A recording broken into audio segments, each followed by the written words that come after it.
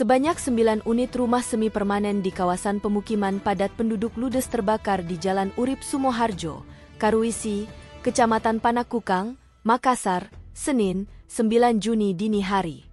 Tidak ada korban jiwa dalam kebakaran itu, untuk kerugian belum bisa ditaksir. Penyebab kejadian belum diketahui dan masih dalam penyelidikan polisi, ujar Kepala Dinas Pemadam Kebakaran dan Penyelamatan, Damkarmat, Makassar Hasanuddin kepada wartawan. Hasanuddin menyebutkan 14 armada damkar dikerahkan dengan total 45 orang personel diturunkan untuk memadamkan api.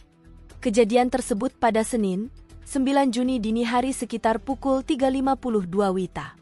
Pemukiman yang padat penduduk itu menghanguskan seluas 40,25 meter persegi yang terletak di RT 002 RT 003, RW 006 Kelurahan Karuisi.